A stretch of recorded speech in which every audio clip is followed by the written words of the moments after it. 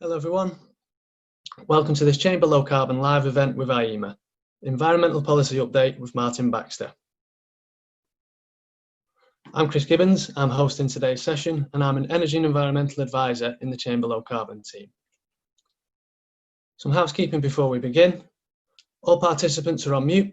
For any questions, please see the Q&A facility at the bottom of your screen. The CLC team will be monitoring these and will be raising at the appropriate points throughout the presentation and at the end. You may have seen already, we also have a chat function, and that's to allow you to introduce yourself and to say where you're from. Today's session is being recorded and will be available to watch on the Chamber Low Carbon YouTube channel. For those unfamiliar with the programme, Chamber Low Carbon is brought to you by East Lancashire Chamber of Commerce, and we're in partnership with North and Western Lancashire Chamber of Commerce, Business-Wise Solutions and Boost. And we support businesses across Lancashire to go green, save money and reduce their carbon footprint. If we could move to the next slide for me, please. Part funded by the European Union Regional Development Fund, our £6 million programme provides a suite of free business support services, assisting organisations to identify, measure, monitor their environmental performance, along with supporting the introduction of on-site generation and helping them save money. Go on to slide 3 for me, Martin. The programme also helps Lancashire-based businesses in developing new low-carbon technologies, assisting in bringing their products to market, facilitating their manufacture in Lancashire, and helping them find demonstrator sites within the Lancashire region. And move one more slide forward, please. Today's event, we're hosting Martin Baxter, the Executive Director and Chief Policy Advisor at IEMA. The Institute of Environmental Management and Assessment is the professional body for those of us working within the environment and sustainability sector. Their mission is to support, encourage and improve the confidence and performance of all their members. IEMA directly engages with government and non-departmental public bodies, helping shape and influence the direction of policy, legislation and regulations. Martin leads on IEMA's policy and external engagement activity. He works both in the UK and internationally to support the transition to a low-carbon, resource-efficient and sustainable economy. A regular media spokesperson on a range of business and sustainability topic areas, he was equally experienced at communicating with senior politicians right through to academia. Admittedly, that is only scratching the surface of Martin's extensive responsibilities and achievements, which is why we're always very grateful for his time and his engagement with Chamber Low Carbon. So for the third time overall, and for our first virtual session, I'd like to welcome and hand over to Martin for his environmental policy update. Over to yourself, Martin. Thank you. Well, great. Firstly, thank you very much for those kind words, Chris. Very much appreciated. And good afternoon, everybody. It's fantastic to be with you virtually, if not in person. I've really enjoyed coming over to Lancashire as a Lancastrian myself, I would add. So it's always good to see people and engage, but in these times, obviously, I'm not able to do that. But at least we can hopefully share some of our experiences and insights, and hopefully people will find that useful. And just to let you know, I'm more than happy for my slides to be circulated afterwards. So big thanks to Chris and Debbie for organising the session today. And I'm sure that Debbie, well, they have copies of my slides so that they can be shared afterwards. That's no problem. So feel free to do as I do in some of these calls, which is take screenshots, even when you're not supposed to. And also, you know, and write down whatever you want, but at least you'll have the content. I'm just going to start this session by, well, hopefully moving on to my next slide. Oh, there we go. You know, IEMA is, you know, it's one thing for organisations to come and talk about what people should be doing, but also I think it's really important to demonstrate what we're doing as well as an organisation. So from an IEMA perspective, you know, we declared a climate and environmental emergency. We think this is absolutely, you know, a critical time when we can't be acting fast enough or at a large enough scale or with the urgency to address the challenges of the time. So, this is very important to IEMA, and we have to play our part both in supporting professionals. Obviously, that's what we do. That's at the heart of our organisation. So, giving people access to guidance, tools, opportunities to engage and develop their capabilities. So our view is that the more skilled and capable people are to make a difference in the world of work, then the bigger the contribution they can make to a sustainable future. The more people who are able to do that in the world of work, then the bigger positive change that we can drive. And I'm delighted that as of this morning, we have a record number of IEMA members. So in spite of all the challenges that we face with this global health pandemic and economic absolute real significant challenges, nevertheless IEMA has continued to grow during this year, and that's been very welcome, and recognizing that that's not everybody's able to be fortunate enough to be in that position, but it's good for us. We also advocate, an important advocate for the profession. So, we take the skills and experience of members and share that and use it to hopefully change, the regulatory and legislative framework within which organisations are operating, so that you can be more effective in the work that you're doing. So try and unblock some of those things. And then obviously, we have to play our role in transitioning our own footprint as well. So, and, from an IEMA perspective, we do report on our GHG emissions, and, we have made, some reductions, but also we've set a science-based target for 2030 using the 1.5 degree absolute emissions reduction. So we're very, very clear about where we need to be, and we do compensate for our residual emissions through both combination of UK Woodland Carbon Code emissions that have already been delivered. So we're not buying promises in kind, and or through UNFCCC voluntary programs as well, so certified emissions reductions again. So that's part of what we're doing, and we are absolutely fully behind taking down our total emissions to zero as quickly as possible. And we'll pick up on some of this when we talk about some of the policies that are developing, and hopefully I can share with you. So it is, a very difficult time at the moment with, the challenges that we face. There are also opportunities. I think from an IEMA perspective, the COVID crisis has been, is a challenge for lots of people and lots of businesses, and we don't underestimate that. It's also coming at a time as the UK leaves the transition period as well. So we've still got the full impact of Brexit to come, and we'll see. And I'll talk a little bit about some of the environmental aspects of trade deals as we currently see them. So I kind of raised this in previous sessions, but I think it's just worth looking at that. And there are some significant challenges in Parliament at the moment as well, which is probably something that people don't recognise, but there is quite a log jam in Parliament, just not having sufficient time to be able to get everything onto the statute book, that government needs or wants to get on there at the moment. So I do know that working with, I sit on something called a legislative sounding board in DEFRA, which has oversight of all the programme of bringing in and through Parliament all the new laws and regulations and legislation, and that that's incredibly challenging for them to get everything in place for when we leave the EU. So they have some primary legislation going through, like the Environment Bill, the Agriculture Bill, the Fisheries Bill. There's also things like the Internal Market Bill. There's a huge set of regulations to implement the Northern Ireland Protocol. There's ongoing developments of EU environmental law, which still have to be transposed into UK law during this transition period. and any other number of things as well. And that's just from a DEFRA perspective. So that is quite a challenge and does impact on some of the things that I will talk about here.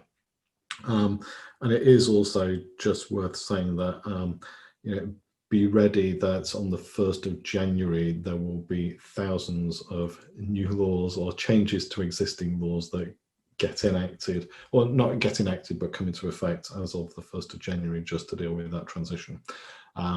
So that's just trying to get the rule book into some sense of shape once EU law no longer has direct effect here in the UK. So that's quite interesting from our perspective. There's also, a short 1-year comprehensive spending review, which, given the nature of what it will be, it won't be comprehensive. But looking at where government is going to invest in order to aid the recovery. And so, we've been doing quite a lot of work to look at how you put sustainability at the heart of that recovery, and building in, the creation of a better future, and something that puts us on that sustainable, on a journey towards sustainability. And so that's also quite interesting as well. And it's been positive to hear the government talk about the importance of a green recovery, with climate change very much to the fore in terms of its thinking, and working across different parts of government to see that actually coming through in different policy work and in departmental priorities as well. So that does give me some hope, but we'll kind of wait to see, because words and action are not always synonymous, and I think it's it's really important that we see what comes through. But I just thought it was worth just setting that frame, both in terms of IEMA as an organisation, and what we're doing, but also how we're trying to, at a very high level, get things moving along. Now, I've spoken with Chris and Debbie, and we will pause occasionally for questions and comments. So this isn't going to be just a complete monologue from me. So we will use that Q&A facility. So if you do want to line up any questions or points, then we'll try and get onto those. And there are a couple of places where there's some natural breaks, and then we'll get onto that at the end as well. So happy to have some discussion. So I'm going to focus firstly on the Environment Bill. I'm doing so partly because it is such a significant piece of legislation that is going through Parliament as we speak, and it will set a new governance framework for the how we manage the environment going forward, as we leave the ambit of EU policy and law. We have, and these are on the IEMA website, we have provided some background information to help people understand what's in this bill and why it's important. At its heart, there's a big section on environmental governance, and within that, there's a new process for setting legally binding targets. And I'll give you some insight into what those targets areas might be shortly. There's a process as well for then setting environmental improvement plans. So long-term legally binding targets, those are targets which are at least 15 years into the future, set at national level, and then an environmental improvement plan, which is, what are the actions that need to be taken to ensure that those targets and our environmental outcomes that we want to achieve are actually going to be achieved. So, and within that, there will be interim targets at 5-yearly intervals. So where do we need to be, if there were targets set in 2020, where do we need to, and going through to 2035 and 2040, where do we need to be in 2025 in order to know that we're hitting, on the right trajectory? There's an important section on monitoring and data and indicators and information, which is good to see in that piece of legislation, because we need to know that we have the right, tools and systems in place to actually know what's happening. There's an important section on environmental principles. So those principles include the precautionary principle, polluter pays, prevention of pollution and the proximity principle. What's really, I think, interesting and, dare I use this word, exciting about this is that these environmental principles don't just bind DEFRA and environmental policy. Actually, these are to be used across the board, with a couple of limited exceptions, by policymakers in non-environment departments developing policy and having environment considerations integrated into them. I think that is a really, really important, first of all, because we all know, and many people on this call will know, that integrating environmental thinking into all aspects of decision making, not just environmental decision making, is where we're going to get the best bang for our buck and make the biggest change.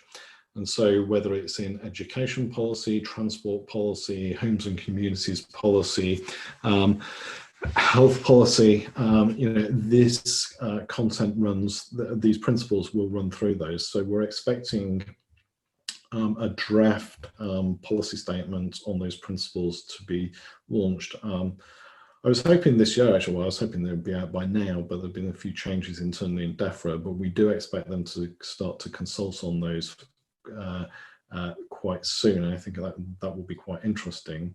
We do have a session, an IEMA webinar coming up on the 16th of November, where we've got Professor of Environmental Law who's digging into this in a lot more detail than I'm covering now. But it is an important opportunity and some differences between how these principles have been applied and their effect through the EU treaties. So I think that's quite interesting. And then the final one on this list is this new Office for Environmental Protection. Shorthand for this is the new Green Watchdog.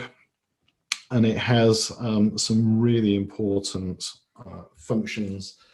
So one is that it has this advisory and scrutiny role. So it will be, firstly, it will be monitoring the implementation of environmental law, particularly by public authorities, and looking at how effective that law is in achieving in being able to support the outcomes. Secondly, it will also be monitoring progress towards achieving the targets and environmental improvement plans, and looking to see that we are making significant environmental improvements. And those reports and that annual reporting will go to Parliament, so there'll be a lot more transparency. Then thirdly, the Office for Environmental Protection has an enforcement function where it can enforce against public authorities that are not properly implementing or fulfilling their legal obligations under environmental laws. So this is to ensure that, if we have nationally binding targets like we do on air quality, it shouldn't be, for example, Client Earth that have to take government to court. Actually, this body, the Office for Environmental Protection, would have that power. So it does have an escalating set of enforcement tools that it can use. And that can be applied either to national government or to local government, or it could be if the Environment Agency wasn't fulfilling its permitting duties or something like that, then the OEP could take a combination of either issuing decision or information notices, but then taking action through the High Court and ultimately judicial reviews. So that's quite a strong, or potentially, can we use that word? We'll see. There's a change that I don't like that's been lodged over the last couple of weeks, and I'll talk about that in a moment. But potentially the Office for Environmental Protection, really, really important. The Environment Bill then has some thematic chapters in the areas of resource efficiency and waste, air quality, nature and biodiversity, and water. I mean, the bill extends to 244 pages of primary legislation, so it's a thumping big piece of legal text.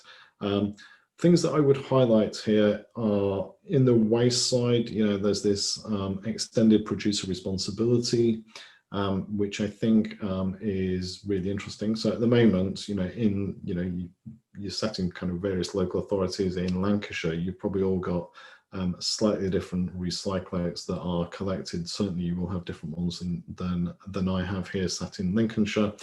I know that because my parents live in in Saddleworth, and you know, they've got a completely different set of materials which are being collected from the home.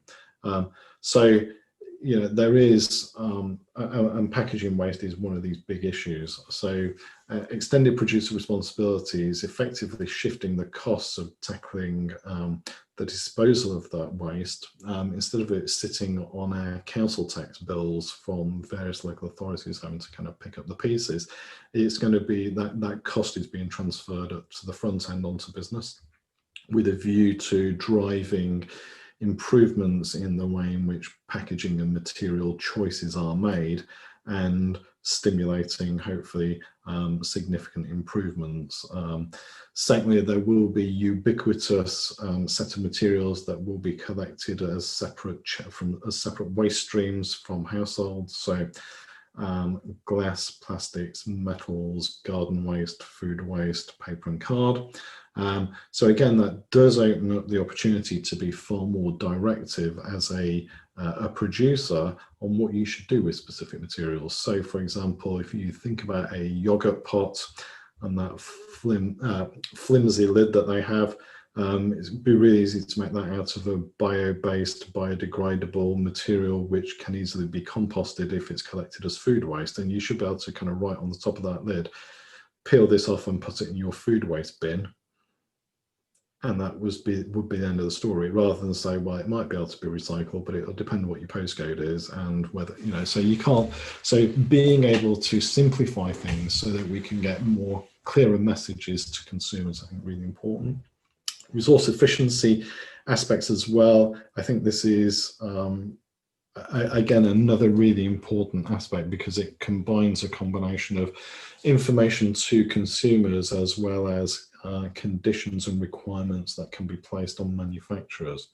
So consumers will have to be provided with certain information regarding resource, under the heading of resource efficiency, which is a little bit misleading, but in terms of the bill. But within this are things like the product information to consumers on product durability, repairability, what to do about recovering these materials at the end of life. So very, you know, really interesting stuff there, but also flipping that over, and then the requirements then on manufacturers is that they have to provide that information, but also that there can be requirements put on those organizations in terms of either how things are manufactured, or the material choices that are made, or on the performance of a particular product during its life, and with the ability to actually ban products if government thinks that they are just not able, you know, compatible to where we're going. So I think as an important stake in the ground from a legislative perspective in being able to support that drive to a circular resource economy, I think this is a really interesting framework in the Environment Bill on this whole area of how we deal with materials and how we can best recover them and extract ongoing economic value, and keep cycling that around. So I think that's exciting. Some interesting things on water, particularly around water management plans and water abstraction licensing.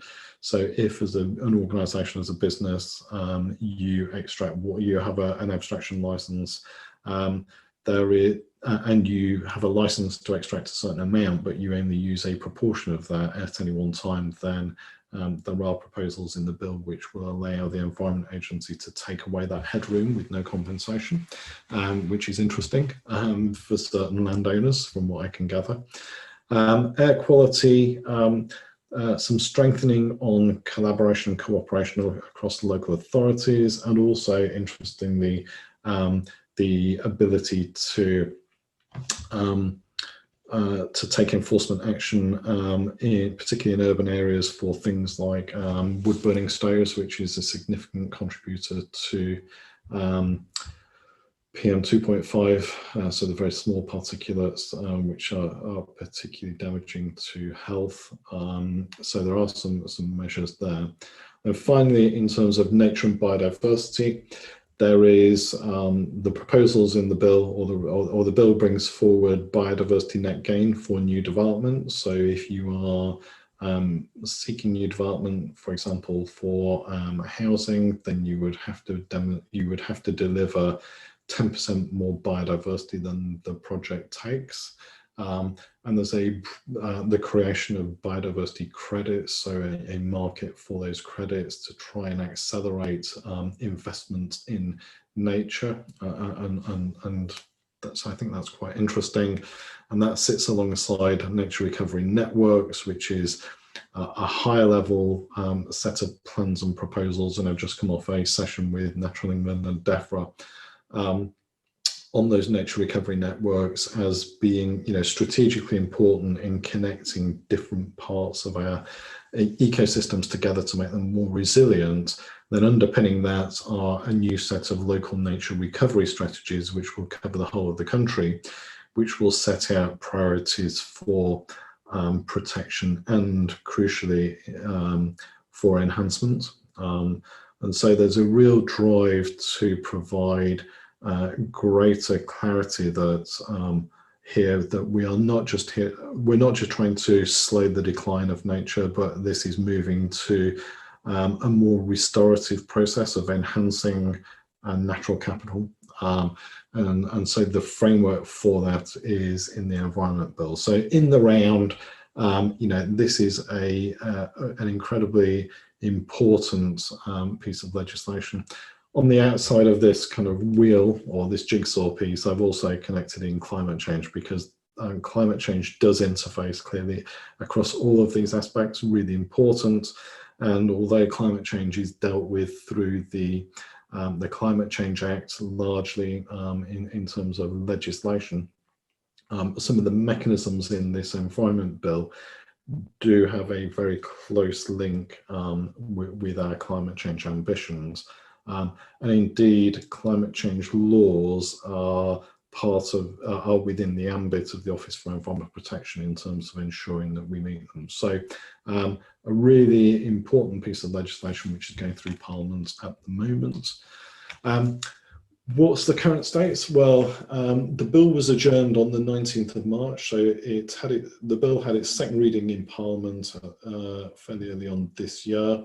When committee bill stage started, I think it was on the 2nd of March. I was fortunate to be invited to give evidence before that committee in its first evidence session. But then on the 19th of March, it was adjourned because of the COVID pandemic. And it only resumed again on the 3rd of November. And again, part of the reason there is just the capacity in Parliament hasn't been there to do everything that they've needed to do with the restrictions which have been there. So resumed on the 3rd of November. Report stage is on the 1st of December. The government the other week tabled some amendments. So, there are amendments that have been tabled by opposition parties, by other MPs, groups of MPs from across the floor of the House. Select committees have tabled some amendments, and they're considered by the committee that's kind of going through the bill line by line. But the government also tabled some of its own amendments. So one was on the Office for Environment Protection, which would give a power to the Secretary of State to issue guidance to the OEP on its enforcement strategy. We think that completely weakens the value of or the role of the independence of the Office for Environment Protection. So that's a concern. We'll see how that plays out both in the next stages. But there's been a pretty strong outcry from across the board about that.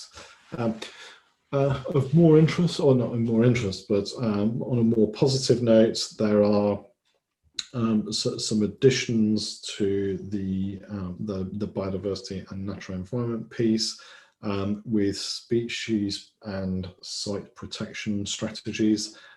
So putting even more on there around, how we're really going to kind of make all of this work for nature and enhancement. So the people are crawling over that text as we speak, and we'll see where that comes. So that's happening. The chair of the Office for Environmental Protection is being recruited at the moment. I think interviews have already been held, so it'll be interesting to see who leads this. Although we do have a few concerns, we think that there could be a greater independence in the appointment process of the chair than is currently envisaged in the bill. And nevertheless, there is a duty on the OEP and the individuals in the OEP to act independently. And I would say that the mechanisms to create the Committee on Climate Change and the position of chair there, for example, which also has, it is very similar to what's here in the Office for Environmental Protection. We've not yet had anybody in the role of chair of the Committee on Climate Change. So whether it was John Gemma or Chris Smith before him or Adair Turner before him, actually they've been, I would say they've been fiercely independent. Much that maybe the dismay of the Secretary of State is going to deal with that, pick up the advice that they give. But there is, I do think that people, when they're appointed to these roles, do take them very seriously. So that's hopefully that maybe we have to rely on that. Finally, on this bullet paper, or on this bullet list, policy paper was published on the 19th of August on the process for setting legally binding long-term environmental targets. I'm going to go through some of those shortly in terms of what legally binding targets are being considered. I will say, so I did go into quite a lot of detail into the other governance, all the governance bits of the bill when I last spoke to this group. And sorry if you weren't there, but there's lots in the documents that I highlighted that you can pick up on. One of the differences was that when the bill came back after the general election, there were some new additions to the bill that were put in by the government, and this one was, if you like, a forerunner to things that might be happening, or the government was going to push in trade deals. So one is, and this relates to what's called non-regression, i.e., as we leave the EU, are environmental standards set to decline in the UK? Question mark. And so the government has put in some new mechanisms. So one is that for any new primary legislation on environmental law that comes through, and bear in mind anything that is in EU law that the government proposes to change would need primary legislation to change it now. So anything coming through that would meet the definition of being environmental law, which would be a legal provision, and that could be in another bill, because sometimes they tag environmental things into, say, a health bill, then the government minister must make a statement to Parliament to the effect that, in the minister's view, the bill will not have the effect of reducing the level of environmental protection provided for by an existing environmental law, or explain why no statement can be made. I think what this is intended to do is to be very, very clear about what government's intentions are with respect to, if they are intending to reduce any legal standards relating to the environment, then we would all very clearly know about it, and they would have to stand up in Parliament and justify themselves. And Parliament, when it comes to voting on that particular piece of legislation, would be the decider, not the government. Now, obviously, governments have majorities and they can whip, but at least, there are, in a parliamentary democracy, I think this is quite interesting to say that, government's going to be very clear and transparent about what it's going to do if it is proposing to change anything. And at the moment, the government has said it's not proposing to diminish any of our standards, but here are some mechanisms in place. Should they decide to pursue, any government of the future decide to do that, then it would be very clear. Also, I would also say that if there was any doubt about that statement, the Office for Environmental Protection would be able to, does have powers to be able to comment as well. So they could choose to intervene if they felt that the government was misrepresenting that statement. And then finally here on the bottom one, which I think is very interesting as well, is that the Secretary of State must report on developments in which international environmental protection legislation, which appears to be significant from anywhere in the world, has been introduced every 2 years. So this statement, it must report on developments, I think is quite interesting, because in effect what this does is say, you know, the government has a commitment, or the current government has a commitment to have a world leading programme of environmental protection and improvement. We'll see whether it is world leading, but actually, you know, one mechanism is to see, well, what are other countries doing in terms of environmental protection legislation, and is the UK starting to lag behind? So this is another mechanism of reporting to Parliament, which I find quite interesting as well. If I move on, so on legally binding targets, so quickly to recap, so existing legally binding targets, you know, that are either in EU directives or what have been set here nationally, they will continue and they remain in place. The Environment Bill does place this duty on the Secretary of State to set at least one legally binding target in the areas of air quality, water, biodiversity, resource efficiency and waste, no later than the end of October 2022. In addition, they must set an ambient PM 2.5 air quality target. And there is this duty on the Secretary of State to make sure that targets are met. So that's the kind of the framework for setting all of this up in the bill. And work has now started on thinking about what those targets might be, because bear in mind, it's not that far till the end of October 2022 to actually get those onto the statute book. So the process is, firstly, was looking at the scope of the targets, and government has kind of started that process and consulted on that, and we've fed back and have been engaging with the teams on this, so made some suggestions which look to have been taken on, which is good. They're now in this process of developing the fully evidenced targets. So what are the legally binding targets that should be in place? They're doing all of that work between now and the end of September next year. There'll then be public consultation, and then they will draft the legislation and lay before Parliament. There will be legislative scrutiny, I'm sure, from select committees, etc. So, so the work that's happening now is really important, because largely that will shape what comes through everything else. So it's no, you know, generally it's no good waiting for public consultation, because a lot of the thinking and input has already happened. So we've been engaging, well, on an ongoing basis on this for quite some time now to shape what will come through in these processes and approaches. So what are the target areas being considered? So there's likely to be, in terms of air quality, there is this focus on the very fine particulate matter, which can get into bloodstreams, can get into, for example, unborn fetuses. So it really is the stuff that does drive poor health. And so there's a combination of, one is the reducing the annual mean level of fine particulate matter in ambient air. It's likely that that will be set at the World Health Organization guideline level, so not the limit level, which is which you know generally the UK is, I think, largely achieving, but the guideline level is a significant improvement on that, and so it's likely that it will be that standard. But also then reducing population exposure. So one is reducing the level in the air, but actually, you know, there will be some places where populations are have a disproportionate exposure.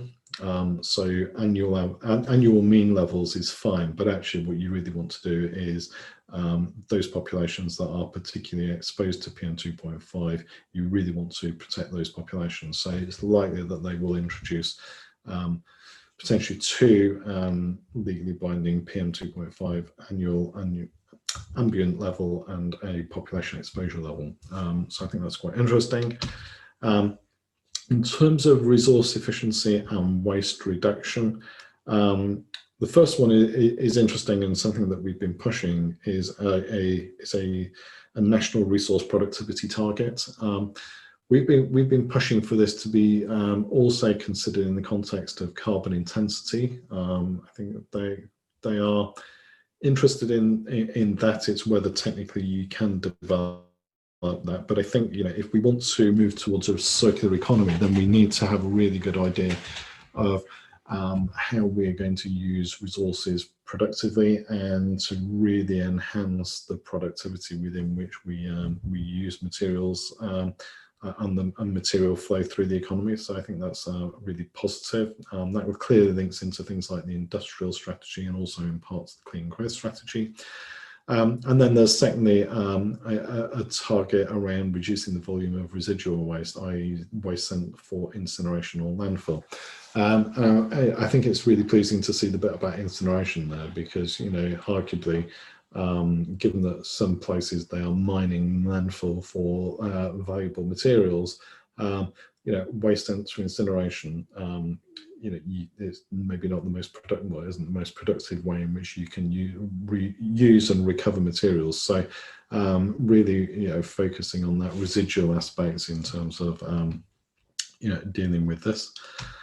In terms of biodiversity, looking at the condition of protected sites, although we have, some very strong protections in theory, in practice, not all of our SSSIs are in favourable condition. Indeed, some are in an unfavourable and declining condition, which is, outrageous, really. And so they are looking at enhancing the protection of those through a target to improve the condition of those protected sites, also looking at marine protected areas as well. And then looking at whether they can develop targets around the status of species populations in terms of extinction risk and species abundance. There is a question about whether a 15-year timescale is appropriate for some of this, and that's, because you wouldn't necessarily expect to see big swings in terms of enhancements or declines in these in what you might call a relatively short space of time, 15 years, but certainly they're looking at this, and then also they're looking at habitat restored and brought into management for biodiversity and or in fresh waters. So again, it's it's looking about how well we are managing our land through the lens of biodiversity. Separate targets are possibly being considered around soil health and improving woodland cover. Soil health is interesting because we have that natural asset is significantly declining, both in terms of soil quantity as well as its condition. But actually, if you can get good soil quality, then it enhances biodiversity, it enhances water management, it can enhance carbon sequestration. So there are significant benefits for dealing with soil.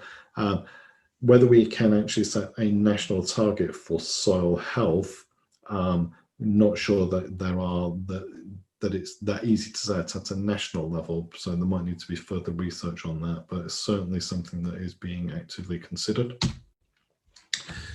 In terms of water, the focus is very much on reducing pollution from agriculture, in particular phosphates and nitrates, and similarly from wastewater treatment plants, and then also reducing water demand. So, given that most part or all parts of the UK will be in water deficit, we'll have a water deficit by 2050, then a big focus on reducing demand for water, is important. So we'll wait to see what happens there. There are some other areas that they're considering, which our view is that they're probably not conducive to having a national legally binding target. If you want to reduce the impact of pollution from abandoned metal mines, just kind of deal with that as a particular issue. I don't think it's something ubiquitous that needs a national target on, but we'll see. So timetable for the bill. So it's in committee stage at the moment, just restarting. The committee bill stage will report on its findings to Parliament by the 1st of December. Parliament will consider that and then send its proposed amendments up to the House of Lords. The Lords will then get its first opportunity to consider the bill. Don't know how long that will take. It could be, depending on how active the Lords wish to be on this, could be quite significant. They will send their thoughts back, and then there'll be what's called ping pong between the Lords and Commons. And we would anticipate royal assent probably by March 2021. So February, March time is when we would expect things to come onto the statute book. So before I get on to environmental due diligence for forest commodity products, I will pause there and see if anybody's got any questions or comments that they want to make. Hiya Martin, it's Debbie. So we have had 2 questions in so far. Okay. What I'll do is I can go, Rick Sykes is the first one that's come through. If I actually unmute Rick, then obviously you can probably ask it to you direct, if you're okay with that. Yeah, fine. Yeah, here we go. Hiya Rick, you should be able to speak now. I've just unmuted you. Hello Debbie, hello Martin, thank you very much. Can you hear me okay? Yeah, we can hear you fine, Rick. So my question was put forward while you were talking about the Office for Environmental Protection. You started to question a little bit. I was looking at how is it looking like that monitoring is going to be done? Do we have any idea of the detail yet? Will the OEP be harvesting this data alone, or do you see the intention being being interlaced with industry self-reporting, perhaps through the regulators up to the OEP? Yeah, really good question. Thanks, Rick. I think they will be doing their data harvesting from a combination of sources. So clearly some of the regulators have data and information, Environment Agency, Natural England, etc. So they'll be using that. They'll be using some of the data sets which are used to report on our international obligations, because that has to happen anyway as part of our international treaties on some of those things. I don't see that they will be going out generating their own primary data sources. So they will be using what's there, and there is this duty on the Secretary of State to establish monitoring and measurement appropriate to whatever kind of is coming through the bill. So they will also have a view on that as well. So DEFRA will be kind of reporting on its performance, and the OEP, a little bit like the Committee on Climate Change does, gives an annual commentary on where things are in terms of implementation of policy and action, whether outcomes are being achieved as expected, which maybe not always government is forthcoming about. So I think it's that interplay between government will set out what it's done, OEP will say, well, this is where you're supposed to be, this is the gap in terms of delivery, which is typically what the Committee on Climate Change does, and then they tend to come back with improvements or not, but generally improvements, and every 5 years there will be this full-scale review as to whether, in combination, all of these actions and activities have made a significant improvement in the environment. Thank you very much. Thanks for that detailed answer. Yeah, pleasure. And our next one is from Simon. So just bear with me one moment, Simon, and I'll come to you. Simon, you should be able to talk now if you want to ask your question. Hello, yes, can you hear me? Yeah, can you find Simon? Hi. Good afternoon, Martin. Yes, it's just picking up on the point that you made regarding recycling and the different schemes and strategies dependent on your local authority. Is there anything within the legislation to make it part of the packaging of all products, clear disposal instructions, as well as the contents of the package? because there is an increasing amount of products and materials from the packaging which are not able to go through a recycling process because they don't actually have a commercial value to the local authority. For example, we've just had a change here in South Ribble where we're allowed to discard and recycle through the recycling process of plastics and metals, packaging which has been washed, food packaging which has been washed, but there's now been an update indicating that people are throwing away plastic bags because a lot of food products and especially fruit and vegetables are in plastic bags, saying that we can't throw away plastic bags. So it's a case of getting that balance right, and also getting the detail right so everybody knows what they should be doing. Yeah, great question. And your phrase, should all packaging have? I think absolutely. I mean, I personally, my starting point would be on all of this is that you should only be able to utilize packaging that can be recovered and the materials reused, recovered for either reuse or kind of repurposing. But and that starts to then simplify what goes onto the market.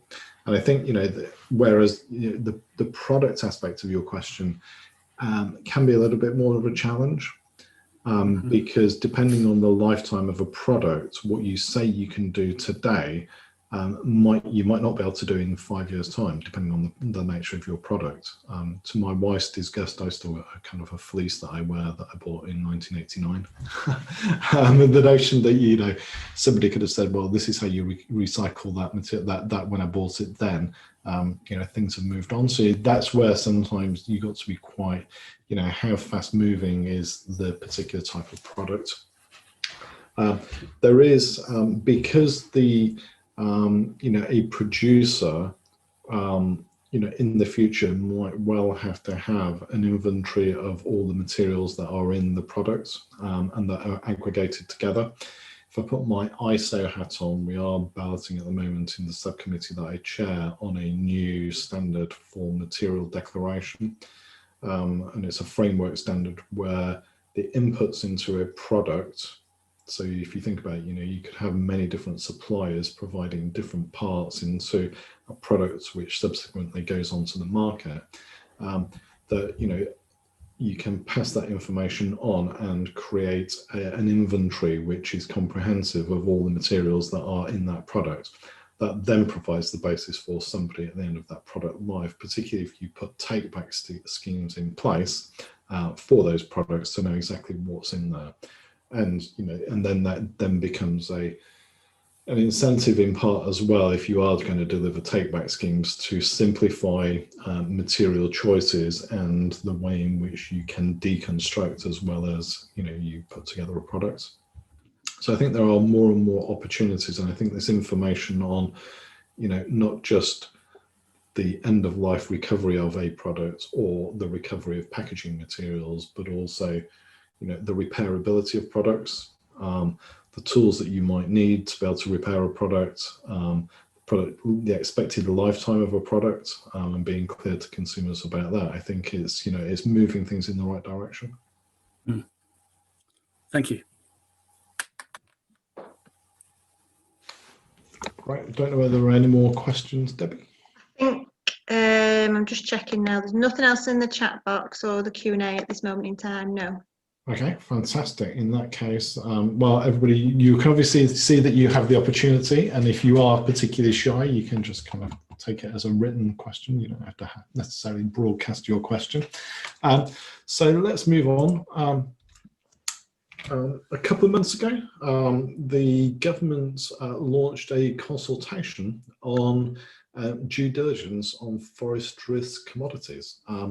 So in part, this has been driven by some of the international NGOs looking at deforestation in different parts of the world and illegal deforestation, And so the aim of this consultation is, or the aim of this mechanism, if it did come in, would be to prevent forests and other natural areas from being illegally converted to agricultural land.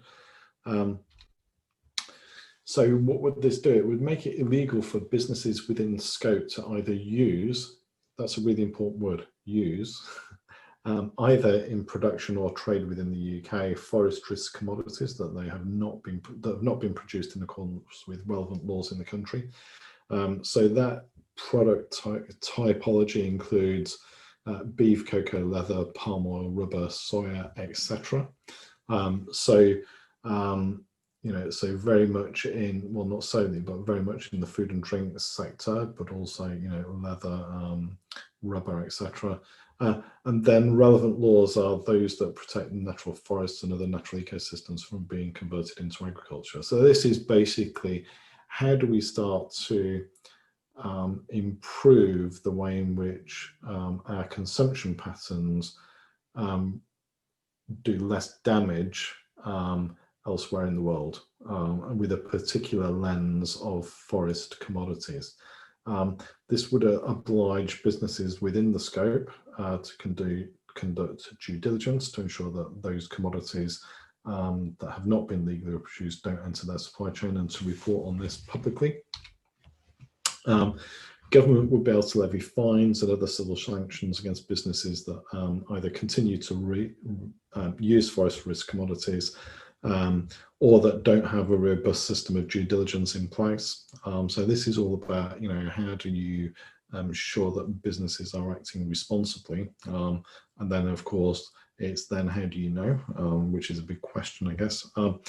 It would require government to regularly review how effective this would be, probably aimed at larger businesses. So a turnover threshold or employee numbers is typical, you know, and small businesses initially anyway wouldn't be in scope. And the government is still considering whether to bring this through. So if it did, it would need overarching primary legislation to bring it in, probably through the Environment Bill, through an amendment in the next stage, and then implemented through secondary regulation.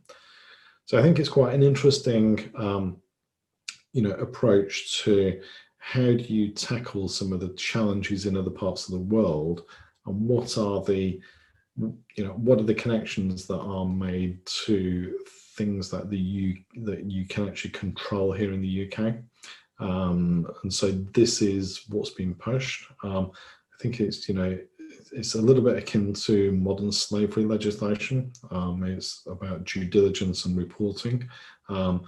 Question is how effective it is in actually tackling this as a problem. I think there are, Switzerland and France are pushing on this type of due diligence as well. So there are more and more countries starting to take this type of activity. I think it's a question about whether you would go commodity by commodity. So do we need, you know, we've already got certain laws and rules coming in on use of conflict minerals. We've also got modern slavery. If you've got this, suddenly you've got different, but you've got due diligence processes going through supply chains. That's kind of fine.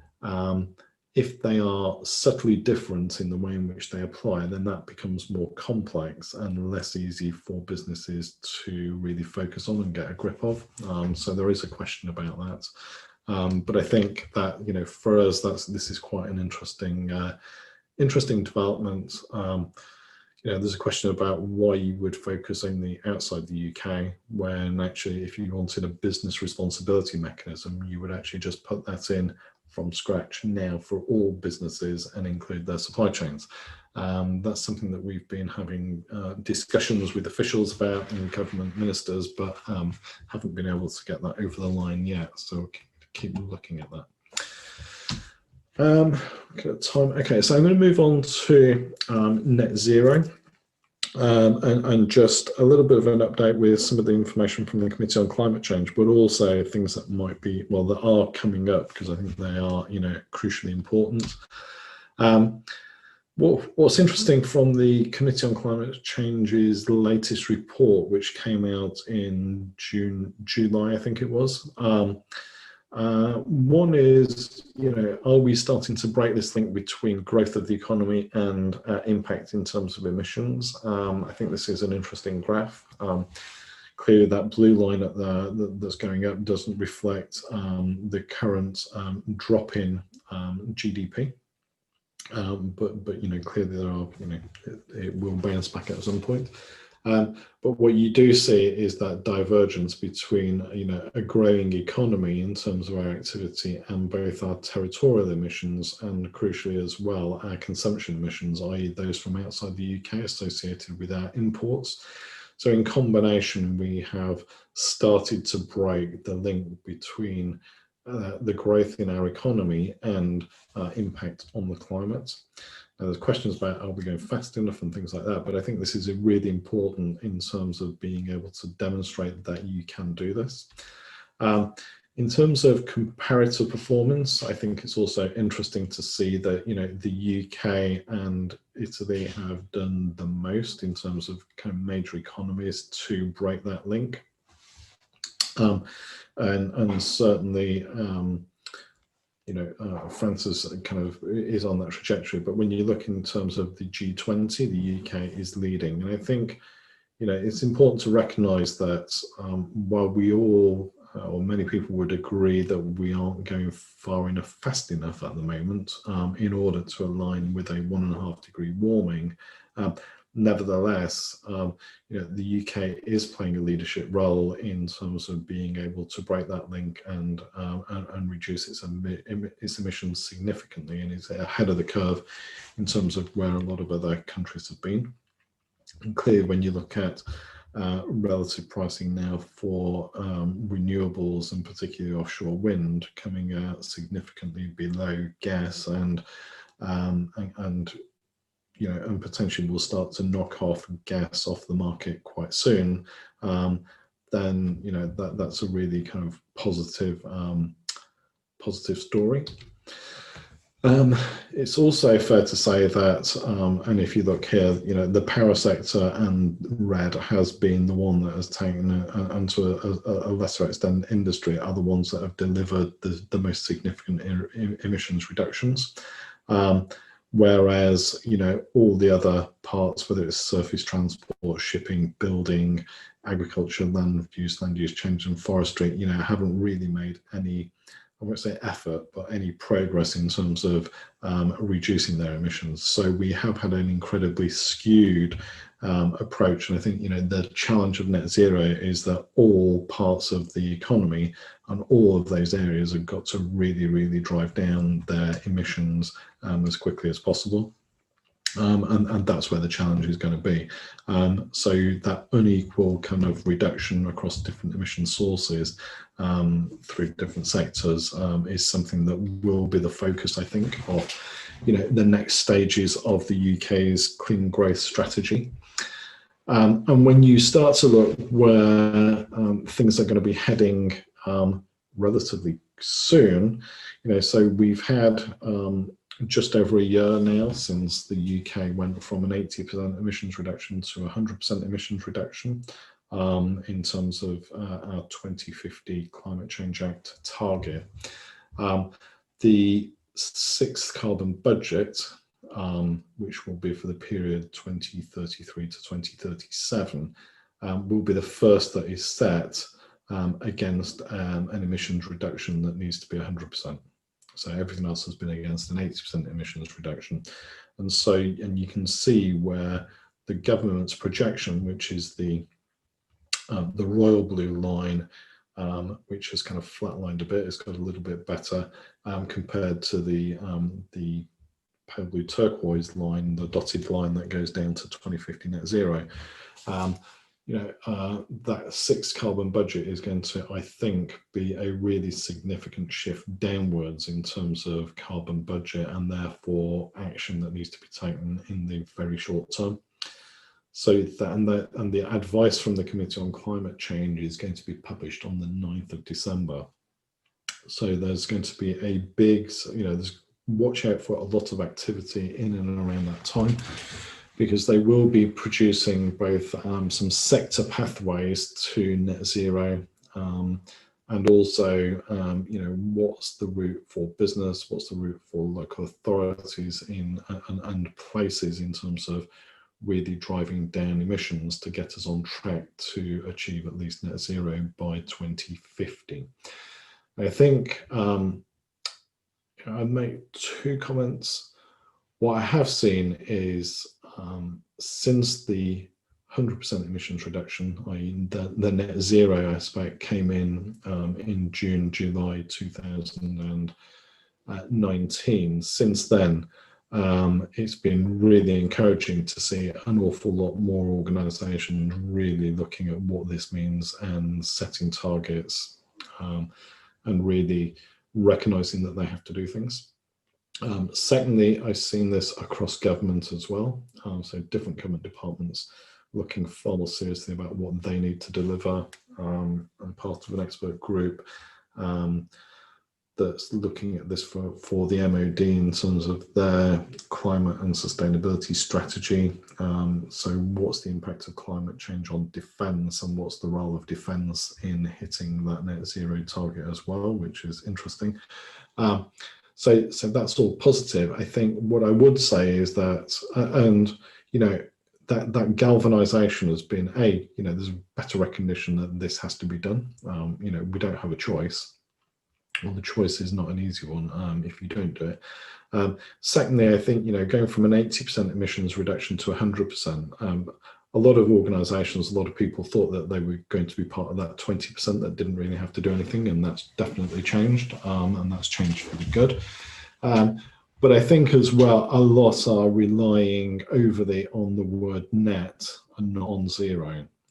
So I think this is a bubble that the Committee on Climate Change will look to really focus on and get people focusing on a trajectory to absolute zero for their organisation. And where that is pretty much impossible, then there will be certain provisions, I think, for netting off emissions, because it will mean that we need positive emissions elsewhere in the economy to kind of achieve that. So I think that's the, there's some good stuff there, and also some things for people to be aware of. So some of these near-term milestones, which I think definitely looking out for, because this will set the framework for where we go next as a country on this journey. So there's going to be the advice on the 6th carbon budget, comes out on the 9th of December. There's a lot there to be looking at. So a lot of reports will come out. I think that would be really important. It's the 5th anniversary of the Paris Climate Change Agreement on the 12th of December.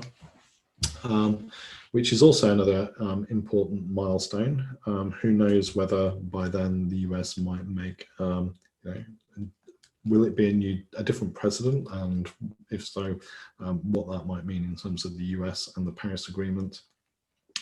But also, 2020-21 in terms of international climate change, a ramping up of ambition from different countries through their what's called their nationally determined contributions in terms of what they're going to contribute to keeping global warming towards 1.5 degrees.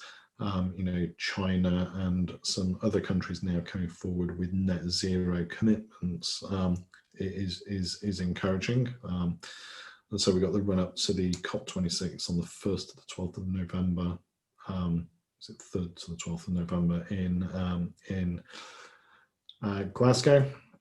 Whether that will have to be virtual or not, we wait to see. And I've also just put on there COP15 as well, 17th to the 30th of March, because the Convention on Biological Diversity, which is kind of not obviously the climate change one, but is also linked in part to climate change. So the biodiversity collapse and is an equally important challenge and a more difficult challenge in many ways, because it's the impacts of it are less visible, but equally really important to get a grip of. So kind of just those are some useful milestones to be aware of over the next few months.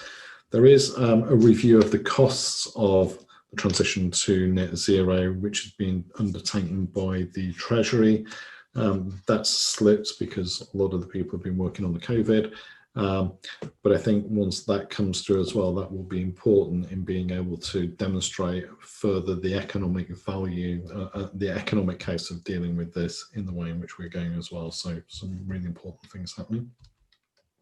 I thought I'd pop this on because I think it is just speaks to a couple of points that I've been making. So one is, driving efficiency, but also what this means in terms of materials as well. So this was from the UNEP emissions gap report, which was very interesting back in 2019. And it shows both the, when you compare a typical smartphone and the functions that it performs, so whether it was, a clock, a camera, a phone, a keyboard, a gaming device, music, video, radio, TV, you look at all of those functions, suddenly you can kind of put that in your pocket, significant weight reduction, significant embodied energy, significant kind of standby use reduction, and significant. So I think it is, interesting to see the role of technology in being able to support the transition to a more sustainable future. Of course, we need to make sure that these things are recoverable and all the materials and all the rest of it. So maybe that's not always the business model. I do like to kind of remind people as well, how climate ready is your organisation in the decisions that it is making today. So here we have RNLI, who were recently going to invest in a new lifeboat. Fantastic. That lifeboat will be operating in probably more challenging conditions. If you look at what climate change means in terms of storms and all the rest of it, but equally it's going to have an asset life of 50 years or more. So this boat will be operating into 2070. But if they kind of commission that today, it's probably going to be powered by fossil fuel. So investing in an asset that you won't be able to get the full asset life out of, how do you build in that ability to be flexible and retrofit out of one form of power into another? So these are the choices or the decisions that companies and organizations need to be thinking about now, so that they go into this decision making with their eyes open and they don't end up locking themselves into what they think is an asset and ultimately might become a liability. So kind of useful to kind of frame it like that. So before we talk about trade, I'm going to kind of break again, see if we've got any questions or comments. Sorry, I was just unmuting myself there. So we have got another question from Rick. Bear with me and I'll just unmute him so I can speak. Now you're Rick, you should be able to speak now. Hello, thanks again. Not wanting to hog the audience, but if nobody else is stepping forward, thank you, Martin. It was a bit more detail on carbon budget number 6 on your very interesting graph there, and relating to those industries that you mentioned just before that slide that had not been pulling their weight in contributing to the UK's net reduction. Is there any indication that carbon budget 6 will challenge those particular industries in the journey to true net zero, instead of playing this trade-off net game that you mentioned? Yeah, definitely. I think, and we can already see where that's heading in terms of some sectors. So if you think about transport, so domestic and light goods vehicles, there's the big push towards electrification of that form of mobility. And if that is powered by renewables, then that, there's a clear focus there on, how did they align the industrial strategy with the clean growth strategy, and, look at what else is happening in the world, and recognize where your big emission sources are. So I would expect that the 6 carbon budget will take into account that quite significantly. bear in mind, when you get to the end of the 6th carbon budget, you've only got 13 years left to get to zero, or to get to net zero. So it doesn't kind of leave you very long. So, I think there's a very clear recognition that between now and 2030, you've got to lock in quite a lot of choices about what's going to happen and when. So the big challenges are on transport emissions and heating. So if I think about transport emissions, so you can see a line to net zero for domestic vehicles quite easily, and light vehicles. Question is, what's the decision that we make about powering heavy goods vehicles and rail? Is it a hydrogen future? If it is a hydrogen future, where are we going to source green hydrogen from, i.e. clean hydrogen? At what scale? Does hydrogen have a role in domestic heating? Can it be put through an existing gas network, and at what scale would that need to be done, and when? And those are, and are those decisions, do they need to be co-joined, because you might need it at scale? So you don't want, is the decision on hydrogen in part contingent on having scale for domestic heating, in which case you need to bring decisions like that together from a policy perspective. But then the push on new homes is to probably have no gas boilers by from 2025 going forward, and so they will be more readily net zero enabled, if that's not a strange use of language. But so I think yes, there will be tackling some of those areas. I think a lot on food and farming and land use, that's going to be important.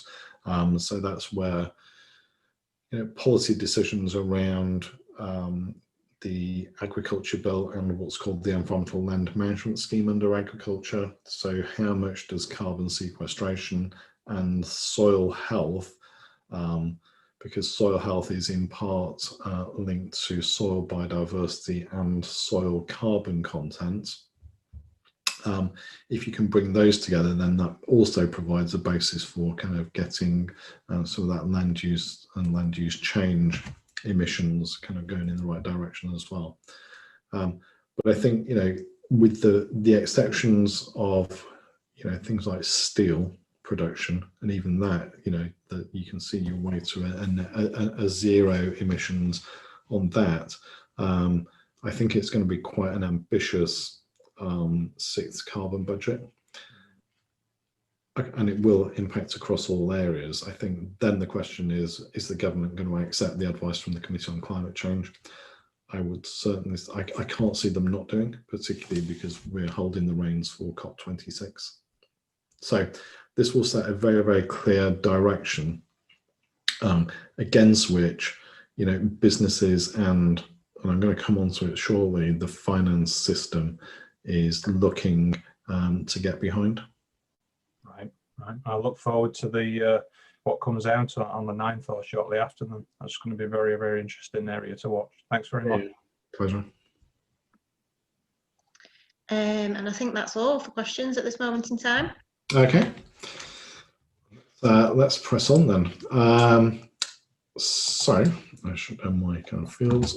So level playing field negotiations with EU and other potential trade partners. So obviously EU exit, really important moment, because we fall out of the ambit of EU policy and law for the purposes of environment and climate. And I've gone through the environment bill and other things that are happening in order to create a new framework of decision making. But when you look at trade deals between different countries or blocks of countries, then it's quite clear that environment is an issue to a certain extent, and climate policies are to an extent a competitiveness issue, and therefore become under the microscope a little bit in free trade deals. And it's no surprise then that the EU is looking for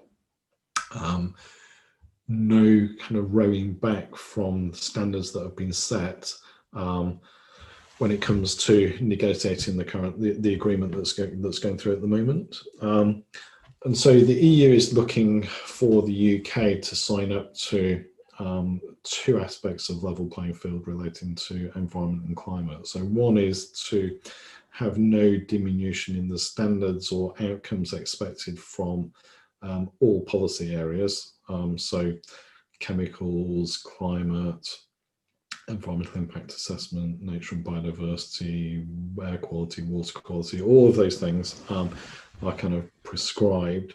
And then secondly is to have a form of independent oversight to ensure that there is no diminution, because it's one thing to kind of put a provision in a trade agreement, but it's then what happens if there is a dispute about that or oversight. So the Office for Environmental Protection is, if you like, would be a mechanism by which the UK's commitments, if they were to sign up to something like this in a trade deal, could have oversight of. So that's kind of where things are at the moment. It's important as well because if you want to put products on a market, then you need to meet the standards of that market. And so if we end up with very different standards, then potentially you end up with some trade distortions, or you end up with regulatory barriers to trade as well. So all of this is kind of in play at the moment. I had an update yesterday with the DEFRA team, who's part of the UK negotiating team, on the latest discussions that have been happening in Brussels this week. And Michelle Barner of Carol reported. I think the phrase was, there has been an intensification of talks. Well, you think, well, how the hell could there not be intensive? You'd imagine that if we wanted a trade deal, then we would have had intensive talks all the time, but they've been even more intensive, I get the feeling, over the last couple of weeks. And progress has been made, but still on level playing field and state aid and competition policy, there are still some gaps in terms of how both the UK and the EU are thinking. But they have now got to the state where they have developed legal text, which is quite interesting, because that is significant progress. So if you start to put down the legal text, and if you have a slightly different view about what you want in a particular area, then you kind of put both proposals in terms of square brackets, and then see if you can get those together into something that everybody can live with. So it does seem that some progress is being made, but I think it's quite important, because this will set the parameters to a large extent about how we might therefore enter into trade deals with other parts of the world. So we have a draft trade agreement with Japan, which has been pretty much concluded now. There are discussions and negotiations with Australia and New Zealand, and obviously a question about the US, and that becomes less about environment and more about animal welfare and food standards and hygiene. But nevertheless, it's kind of quite interesting. And all of this is challenged by the Northern Ireland Protocol of the Withdrawal Agreement, which is the subject of the Internal Market Bill and the proposal from government to breach that international agreement in a limited way, in their view. So that's where things are on that. I think it is important. The UK may want to link its, still be part of a co-joined emissions trading scheme with the EU. There is proposal from the EU to establish a carbon border tax to protect the competitiveness of EU companies and firms the question whether UK would, I don't think UK firms would have a disproportionate, would have a penalty from that, because we've got good carbon policies and plans in place. But it's whether the UK would potentially want to replicate that kind of carbon border. There is discussion about introducing carbon tax in the UK that the Treasury is looking at. If that's the case, then would you actually want an emissions trading scheme as well? Because, largely, as we've seen, the big emitters, not totally, but certainly from electricity production, have been significantly reduced, and therefore the scope or the benefits of an ETS may be diminished over time. So some quite interesting things happening in this whole field of trade. So now I'm going to talk a little bit, you'll be probably pleased to know that this is kind of the end piece, about sustainable finance, because there's been a lot of talk through this presentation around government-led policy and change, but actually a lot of the drivers, maybe the most significant drivers, come from the finance sector. Because if you can shape the way in which money is, flows around and access to capital and finance, it could be absolutely crucial in driving towards a sustainable future. And there are some interesting developments and certainly innovations which I think give us a lot of comfort. And it's worth saying, during the first lockdown in terms of COVID, when the world went into, or large parts of the world went into lockdown, green bonds, sustainable investment portfolios outperformed the mainstream market. So they were seen as being havens for people putting their capital, and companies putting their capital, and where investments were being made. So I think that is interesting, that both in terms of where it is seen as being safe and credible to put your money, then funds which have sustainability in mind are seen as being less risky and not having diminished returns. Also interesting as well. So there's kind of quite a big drive in this area. And when you flip that over, then what does that mean about your organisation, the one that you work for, or that you're advising, about its ability to access finance and investment? i.e. you need to be able to demonstrate that you're doing well in terms of sustainability in order to attract either competitive finance rates or access to finance in the first place.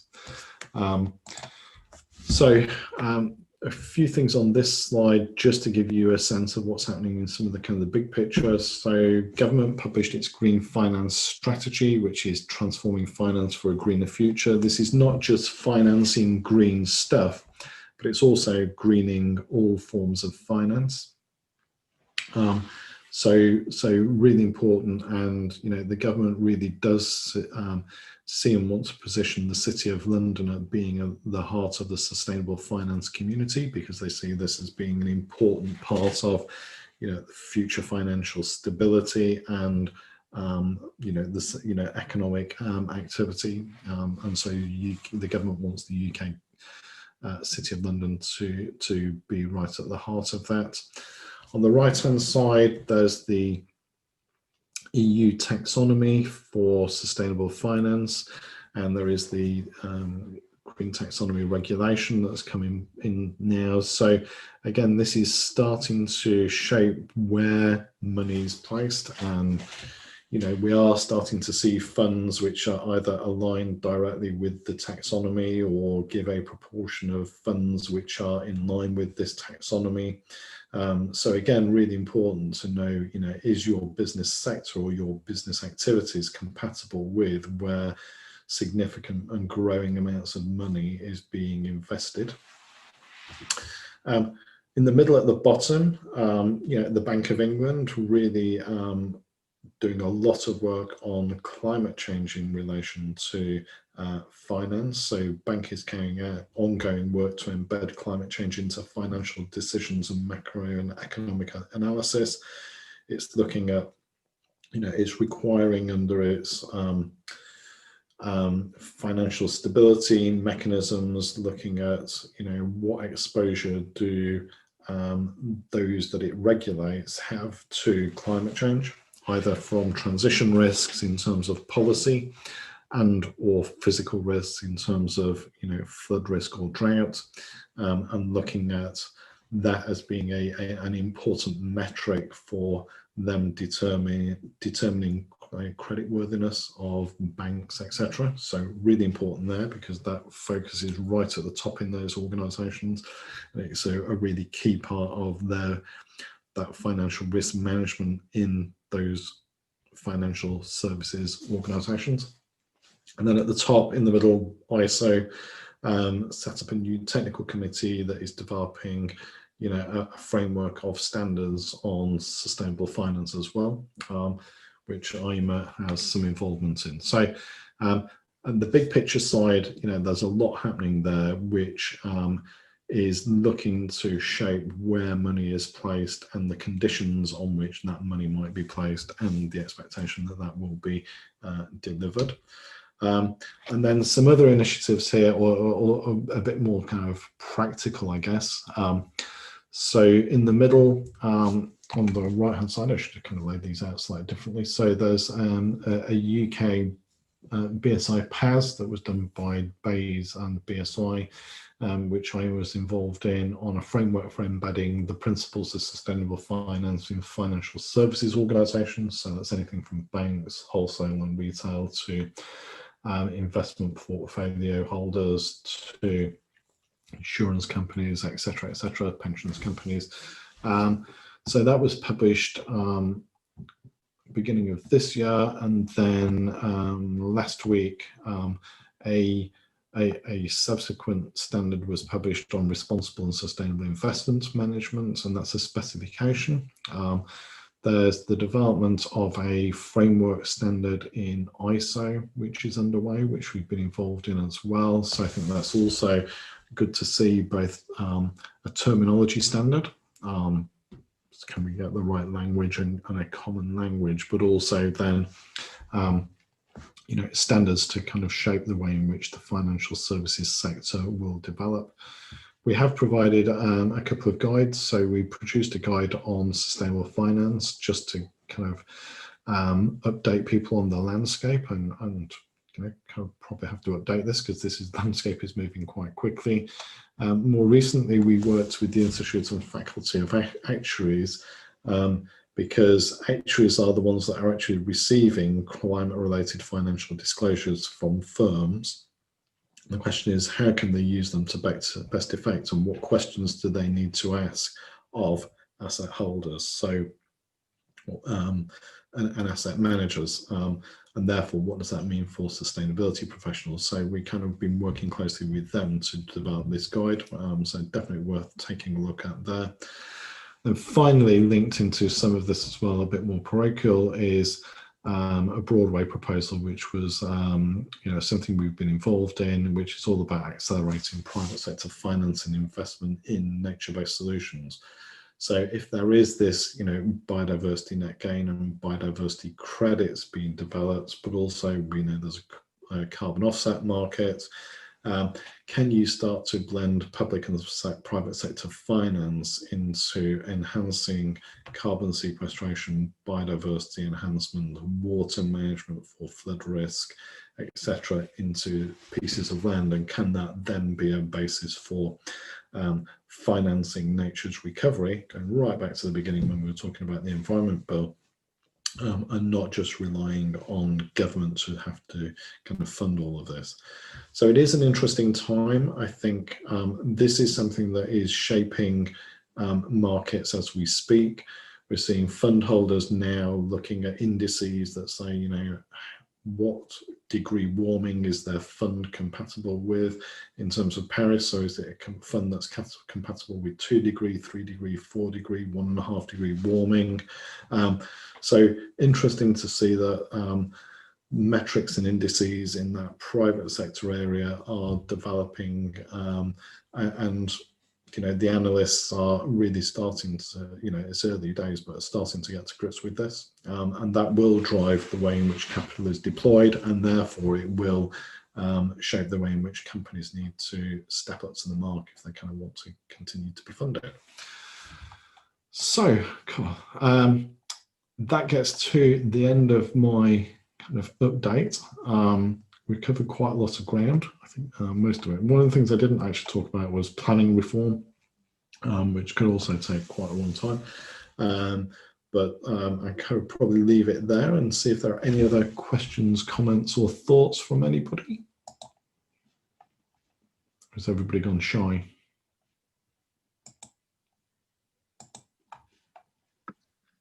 So there's no more questions at the moment that have come through. No. Rick says he'd like to hear back from me on planning reform in the future. Let's wait until the environmental assessment consultation comes in, which kind of waiting for.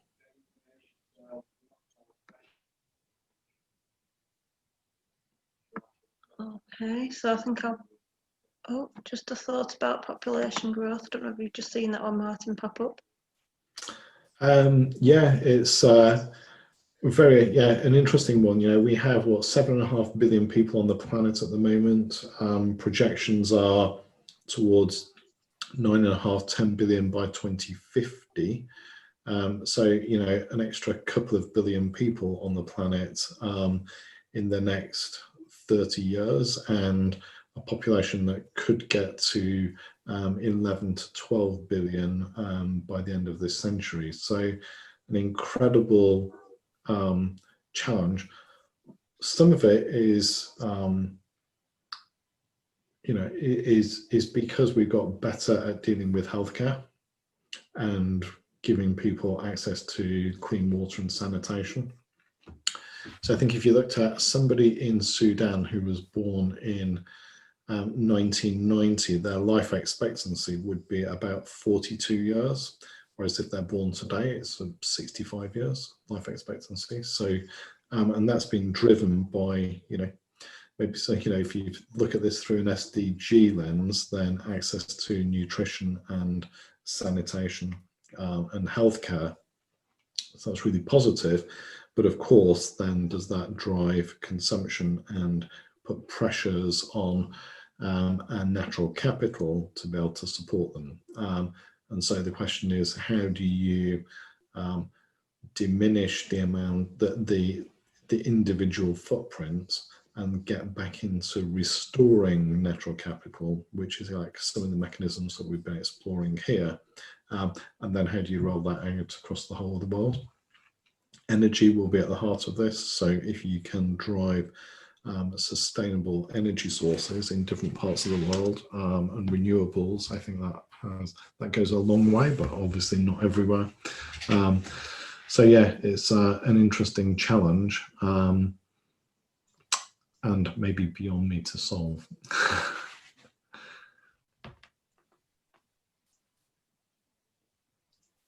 Hello, it's Chris. I'm just looking. I think if we give it sort of another 20 seconds or so, I can't see that anybody's typing. Yeah, so I think that's fair. I think we've had enough questions that we've got. We've had enough opportunity. So just to formally close off for everybody, I'd like to thank Martin again for his time and his excellent informative presentation, along with everybody that's attended for us today. Before we leave you, our next event is on the 12th of November, Bees and Biodiversity, Key Workers. Please visit our website or our Eventbrite page for further details on this and other upcoming events. In the coming days or very early next week, we will have this presentation up on our Chamber Low Carbon YouTube channel. And all that's left to say is I hope everyone is safe and well in the current climate, and thank you very much for attending, and we look forward to seeing you soon.